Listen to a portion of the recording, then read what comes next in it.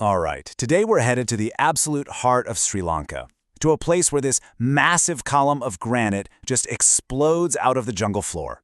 This is Sigiriya, the legendary Lion Rock. And trust me, it's not just a place of incredible beauty, it's got a seriously dark and dramatic story at its core. So that's the big question, isn't it? I mean, you look at this thing, this incredible geological marvel, and you just have to ask, why? Why on earth would anyone go to all the trouble, and I mean immense trouble, of building a whole royal capital, a palace, and these insane gardens on and around a rock that's almost 600 feet tall? Well, the answer, as it turns out, has nothing to do with convenience or a nice view. Nope. It's a classic, almost Shakespearean drama, a story about a son betraying his father, stealing a throne, and then living every single day in absolute, paranoid fear of revenge. Okay, let's dive into that. To really get Sigiriya, you have to start with the man who built it, and the sheer terror that drove his every move. So what are we actually looking at here? Sigiriya, or Sinhalese, which literally means lion rock, is this just colossal granite outcrop. But it's so much more than just a rock, you know? It's an ancient city, a fortress, and a palace, all meticulously planned out and built way back in the 5th century. It's an absolute masterpiece of engineering. And believe me, it's a UNESCO World Heritage Site for a very, very good reason. Right, so the main character in this drama is a prince named Kashyapa, and the whole thing kicks off in 477 CE when he grabs the throne by, get this, walling his own father up alive. Yeah. The rightful heir, his brother Magallana, manages to escape to India, but he swears he's coming back for revenge. Kashyapa, completely terrified, ditches the old capital and moves his entire court to Sigiriya, determined to build a fortress that no one can possibly breach. But, his time runs out.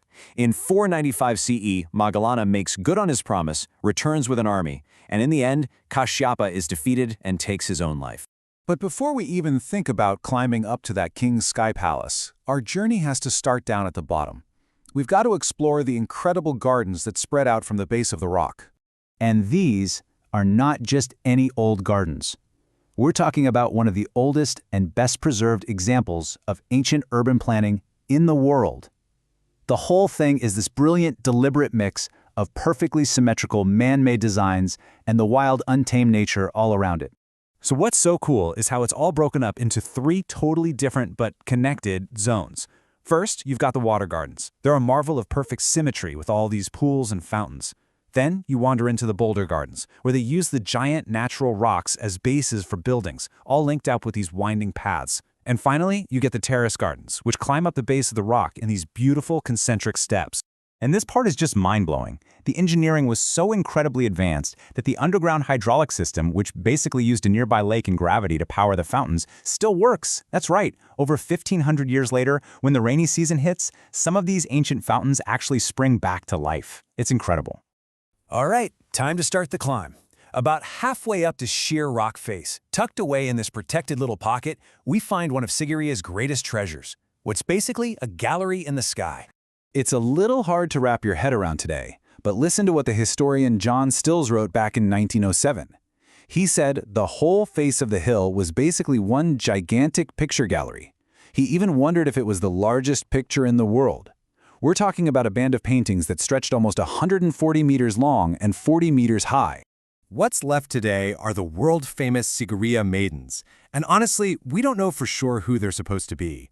Are they ladies from Kashyapa's court, or are they celestial nymphs, what they call apsaras? The style is just so unique, with these bold, sweeping brushstrokes that give them a real sense of volume. The sad part is, there were once supposed to be 500 of them, but today, only around 22 have survived in this incredibly fragile open-air gallery. Okay, as we keep heading up, we come to another totally unique feature of Sigiriya. It looks like a wall, but it's really more like a 1,200-year-old guest book. They call it the mirror wall, and back in King Kashyapa's day, it was covered in this special plaster and polished so much that it was literally reflective. The king could see his own image as he walked by. But after the kingdom fell and this place became a monastery, visitors, they started to leave their mark. Yeah, starting around the 8th century, people who made the climb up here started writing their thoughts right on the wall, almost always about the paintings they'd just seen. Just listen to this one from a female visitor. She writes about a deer-eyed maiden who arouses anger in my mind. She's holding pearls, and in her eyes, this ancient visitor feels a sense of rivalry. How amazing is that? It's this powerful, raw emotion connecting someone from over 1,000 years ago to the art. And then you get this one, which is just wonderfully human. It's so relatable, even after all this time. A guy named Budal just writes, "I am Budal. Came with hundreds of people to see Sigiriya. Since all the others wrote poems, I did not." It's basically ancient graffiti, and it still makes you smile. We're getting close now, approaching the final climb to the very top. And this is where we find it, the feature that gave the rock its name and was the ultimate symbol of the king's power. This is the Lion Gate. Now you have to picture this. Originally, you would have walked up a staircase that went directly into the mouth of a gigantic lion made of brick and plaster. The head would have towered over you. Today, the head is long gone, but these two colossal, powerful paws are still there, guarding the final steps up to the Sky Palace.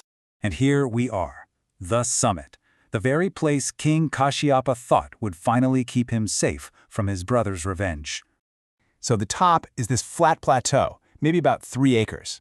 And what's left are the foundations of the upper palace, bits of defensive walls, and these brilliant cisterns that were carved right into the rock to catch rainwater.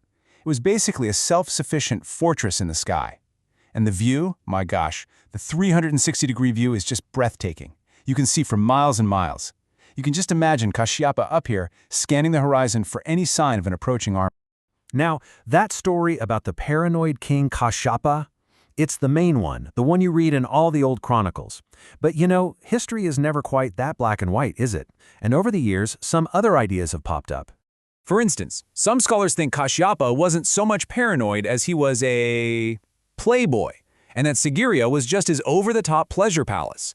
Another idea is that his father, Dedusina, actually started building it, and Kashyapa just finished the job. And then there's a really compelling theory that this place was never a fortress at all, but was actually a huge Buddhist monastery, and that the whole dramatic story about Kashyapa got exaggerated later on. And that's really the key thing to remember here. Sigiriya wasn't just one thing. It has this long, layered history. I mean, people were living here in rock shelters thousands and thousands of years ago. Then it had that short, super dramatic life as Kashyapa's capital. After that, it was a peaceful Buddhist monastery for centuries before it was pretty much swallowed by the jungle, only to be rediscovered and finally protected as a treasure for the whole world. So in the end, what's the real story? Was this a fortress built from pure fear? A lavish palace for parties? Or a sacred place for meditation? Maybe it was a little bit of all three. After more than 1,500 years, the Lion Rock is still standing there, silent and majestic, and it's definitely holding its secrets close.